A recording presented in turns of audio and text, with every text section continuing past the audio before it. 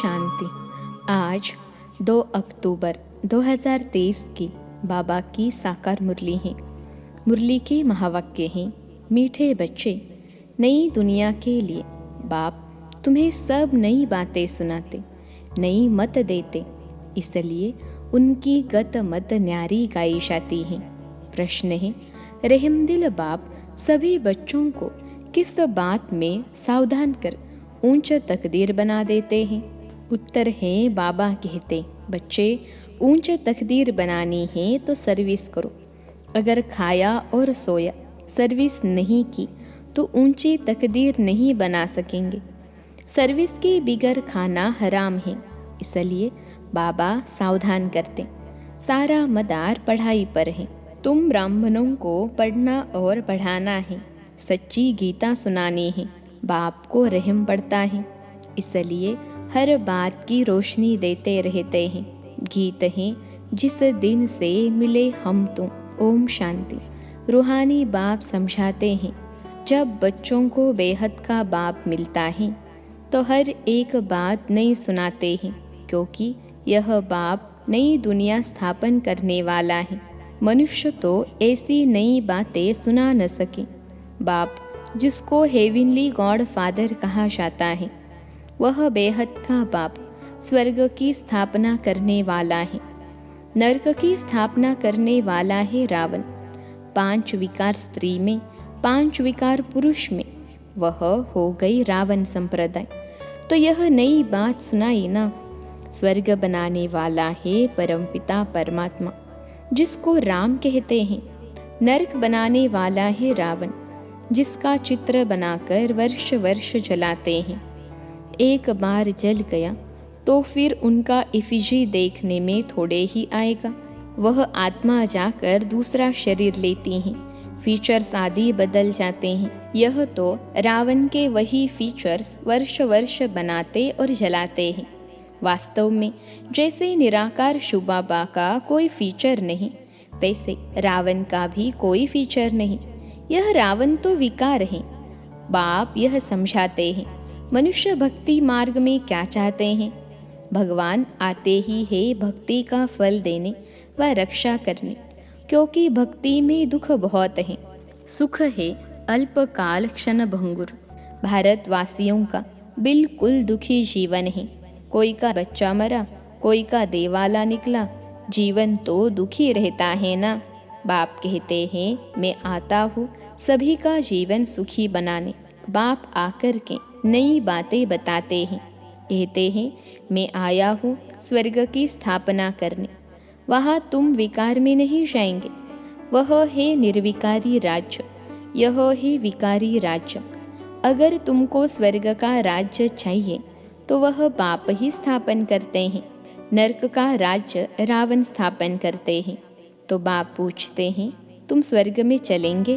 वैकुंठ की महारानी महाराजा विश्व के मालिक बनेंगे? यह कोई वेद शास्त्र आदि की बातें नहीं है। बाप ऐसे नहीं कहते कि राम राम कहो व दर दर धक्के खाओ, मंदिरों तीर्थों आदि में जाओ व गीता भागवत आदि बैठकर पढ़ो। नहीं, सतयुग में तो शास्त्र होते नहीं। तुम भल कितने भी वेद शास्त्र आदि पढ़ो, यज्ञ जप दान पुण्य आदि करो, यह है ही धक्के खाना। इनसे प्राप्ति कुछ भी नहीं। भक्ति मार्ग में कोई एम ऑब्जेक्ट नहीं है। मैं तुमको स्वर्ग का मालिक बनाने आया हूँ। इस समय सब नरकवासी हैं। अगर कोई को कहो तुम नरकवासी हो तो बिगड़ेंगे। वास्तव में तुम जानते हो, नरक कलयुग को और स्वर्ग सतयुग को कहा जाता है। बाप वैकुंठ की बादशाही ले आए हैं। कहते हैं, स्वर्ग का मालिक बनना है तो पवित्र जरूर बनना पड़ेगा। मूल बात सारी पवित्रता की है। कई मनुष्य कहते हैं, हम पवित्र तो कभी नहीं रह सकते। अरे, तुमको पावन बनाते हैं स्वर्ग में चलने लिए। पहले वापस शांति धाम में जाकर फिर स्वर्ग में आना है। सभी धर्म वालों को कहते हैं, देह को छोड़ अशरीरी बनकर जाना है। इसलिए देह के अभिमान को तोड़ो। मैं क्रिश्चियन हूँ, बौद्धि हूँ, यह सब है देह के धर्म। आत्मा तो स्वीट होम में रहती है। तो अब बाप कहते हैं वापिस मुक्ति धाम चलेंगे, वहाँ तुम शांति में रहेंगे। बताओ तुम वापिस कैसे चल सकते हो? मुझ बाप को और अपने स्वीट होम को याद करो। देह के सब धर्म छोड़ो। यह मामा है, काका है, चाचा है, इन सब देह के संबंधों को छोड़ो। अपने को देही समझो, मुझे याद करो। बस यह है मेहनत, और मैं कुछ नहीं सुनाता हूँ। शास्त्र आदि जो पढ़े हो वह सब छोड़ो। मैं नई दुनिया के लिए तुमको नई मत देता हूँ। कहा जाता है ना, ईश्वर की गत और मत न्यारी है। गति कहा जाता है मुक्ति को। बाप नई बात सुनाते हैं ना। मनुष्य भी जब सुनते हैं तो कहते हैं यहाँ तो नई बातें हैं, शास्त्रों की कोई बात नहीं।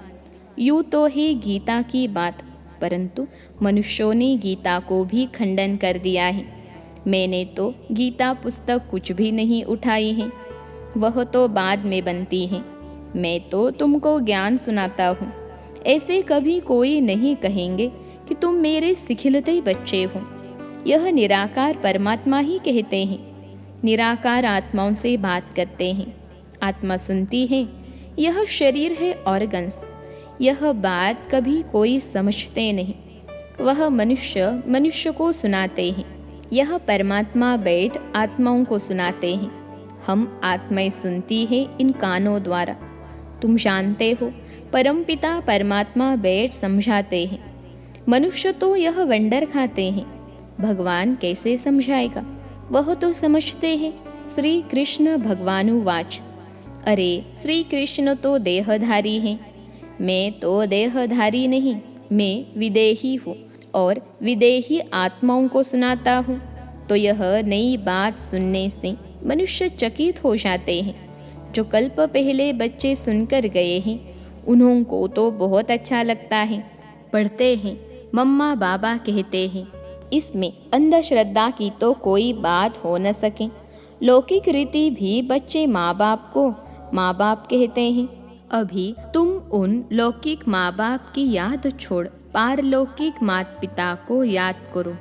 यह पारलौकिक माँ बाप तुम्हें अमृत की लेन देन सिखलाने वाले हैं। कहते हैं, हे बच्चे, अब विष की लेन देन छोड़ो। मैं तुमको जो शिक्षा देता हूँ वह 1 2 को दो तो तुम स्वर्ग के मालिक बन जाएंगे। थोड़ा सुनेंगे तो भी स्वर्ग में आ जाएंगे, परंतु औरों को आप समान नहीं बना सकते तो दास दासी जाकर बनेंगे। दास दासियों में भी नंबरवार होते हैं। बच्चों को संभालने वाले दास दासियाँ ज़रूर अच्छे मर्तबे वाले होंगे। यहाँ रहते हुए फिर अगर पढ़ते नहीं तो दास दासी बन पड़ते हैं। प्रजा में भी नंबरवार होते हैं। जो अच्छी रीति पढ़ते हैं वह इतना ऊंच पद पाते हैं। प्रजा में साहूकारों के भी दास दासियाँ होंगे। हर एक को अपनी शक्ल देखनी है। हम क्या बनने लायक हैं? बाबा से अगर कोई पूछे तो बाबा झट बता देंगे। बाप तो सब कुछ जानते हैं और सिद्ध कर बतलाते हैं कि इस कारण यह तुम बनेंगे। भले सरेंडर किया है उसका भी हिसाब किताब है। सरेंडर किया है परंतु कुछ सर्विस नहीं करते, सिर्फ खाते पीते रहते। तो जो दिया वह खाकर ख़त्म करते हैं। दिया सो खाया, सर्विस नहीं की तो 3rd क्लास दास दासी जाकर बनेंगे। हाँ, सर्विस करते हैं और खाते हैं तो ठीक है। धंधा कुछ नहीं करते तो खा खा कर ख़त्म कर देते हैं, फिर और भी बोझा चढ़ जाता है। यहाँ रहते हैं, जो दिया सो खाया। जो भल नहीं देते हैं परंतु सर्विस बहुत करते हैं तो वह ऊंच पद पा लेते हैं। मम्मा ने धन कुछ नहीं दिया परंतु पद बहुत ऊंच पाती हैं, क्योंकि बाबा की रूहानी सर्विस करती हैं। हिसाब है ना, कईयों को नशा रहता है। हमने तो सब कुछ दिया है, सरेंडर हुए हैं, परंतु खाते भी तो है ना। बाबा मिसाल तो सब बताते हैं। सर्विस नहीं की, खाया और खलास किया। कहते हैं ना, जिन सोया तिन खोया। 8 घंटा सर्विस करने बिगर खाना हराम है। खाते रहेंगे तो जमा कुछ नहीं होगा, फिर सर्विस करनी पड़ेगी। बाप को तो सब बतलाना पड़ता है ना, जो और कोई ऐसे नहीं कहे कि हमको बतलाया क्यों नहीं। बाबा ने सब कुछ दिया और फिर सर्विस भी करते रहते हैं, तो ऊंच पद भी है। सरेंडर हुए और बैठ खाया। सर्विस नहीं की तो क्या बनेगा? श्रीमत पर चलते नहीं। बाबा खास समझा रहे हैं, ऐसे नहीं कि पिछाड़ी को कहे कि हमारा पद ऐसा क्यों हुआ। तो बाप समझाते हैं, सर्विस न करना, मुफ्त में खाना, उसका नतीजा कल्प कल्पांतर का यह हो जाएगा। इसलिए बाबा सावधान करते हैं, समझना चाहिए कल्प कल्पांतर के लिए हमारा पद भ्रष्ट हो जाएगा। बाबा को रहम पड़ता है, इसलिए हर बात की रोशनी देते हैं। सर्विस नहीं करेंगे तो ऊंच पद नहीं पा सकेंगे। जो गृहस्थ व्यवहार में रहते सर्विस करते हैं, उनका पद बहुत ऊंच है। सारा मदार पढ़ाई और पढ़ाने पर है। तुम ब्राह्मण हो, तुमको सच्ची गीता सुनानी है। वह तो कच्छ में कुरम उठाते हैं, तुम्हारे कच्छ में कुछ नहीं।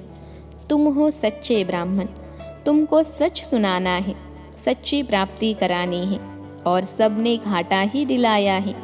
इसलिए लिखा जाता है, वह सब झूठ है।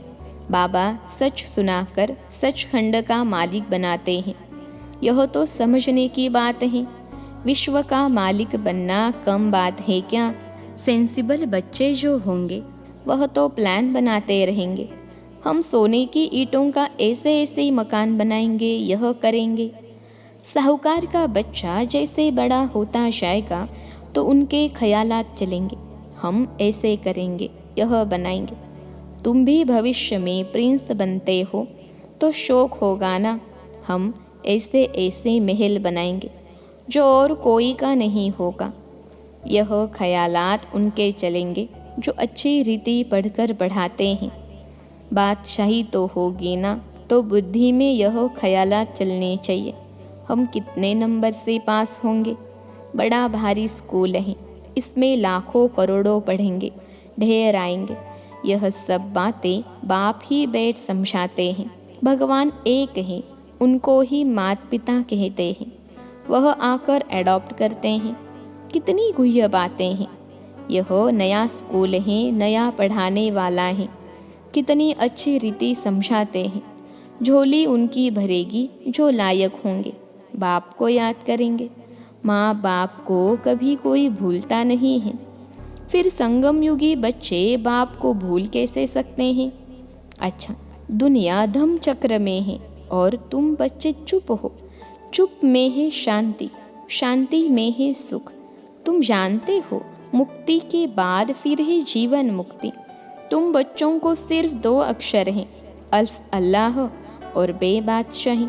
सिर्फ एक अल्फ को याद करने से बादशाही मिल गई, बाकी क्या बचा? बाकी रही छाछ। अल्फ मिला गोया मक्खन मिला, बाकी सब है छाछ। ऐसे है ना, हम चुप रहते हैं, जानते हैं चुप रहकर हम श्रीमत पर चलते हैं। परंतु वंडर यह है कि बच्चे अल्फ को भी पूरा याद नहीं करते, भूल जाते हैं। माया तूफान लाती हैं। बाप भी कहते हैं, मन मना भव मध्याजी भव। गीता में अक्षर हैं, तो तुमको गीता वालों से अर्थ पूछना चाहिए कि मन मना भव मध्याजी भव का अर्थ क्या है। बाप कहते हैं, मुझे याद करो तो तुमको बादशाही मिलेगी। सब देह के धर्म छोड़ देही बन जाओ और बाप को याद करो तो बादशाही मिलेगी। ग्रंथ में भी कहते हैं, जपो अल्फ को तो बादशाही मिलेगी, सचखंड की राजाई मिलती है। हम दुनिया से बिल्कुल न्यारे हैं और कोई भी ऐसे नहीं कहेंगे। बाप तुम्हें नई बातें सुनाते हैं, बाकी सब पुरानी बातें ही सुनाते हैं। बात बड़ी सहज है, अल्फ के बनो तो बादशाही मिलेगी। फिर भी पुरुषार्थ तो करना पड़े। आप सामान बनाने की जितनी सर्विस करेंगे उतना फल मिलेगा। मनुष्य न अल्फ को जानते हैं न बे को जानते हैं। बे माना बादशाही का मक्खन। श्री कृष्ण के मुख में मक्खन दिखाते हैं ना। ज़रूर स्वर्ग की स्थापना करने वाले ने ही बादशाही दी होगी।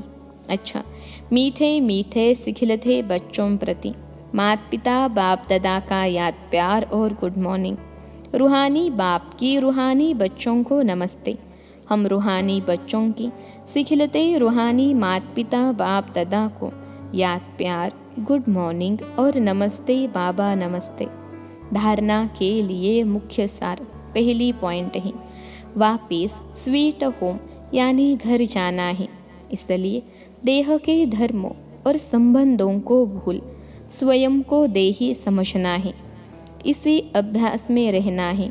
दूसरी पॉइंट है, बाप की जो शिक्षाएं मिली है वह दूसरों को देनी है।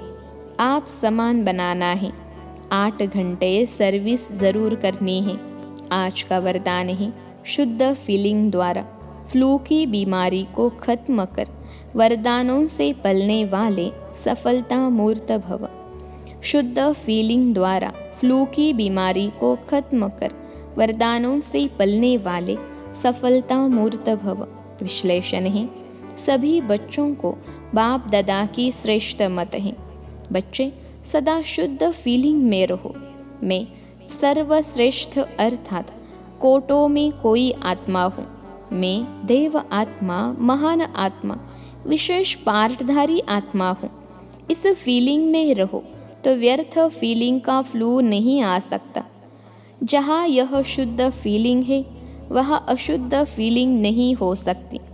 इससे फ्लू की बीमारी से अर्थात मेहनत से बच जाएंगे और सदा स्वयं को ऐसा अनुभव करेंगे कि हम वरदानों से पल रहे हैं, सेवा में सफलता पा रहे हैं।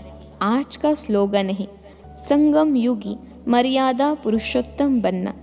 यही ब्राह्मण जीवन का श्रेष्ठ लक्ष्य है। संगम युगी मर्यादा पुरुषोत्तम बनना, यही ब्राह्मण जीवन का श्रेष्ठ लक्ष्य है। अच्छा, ओम शांति।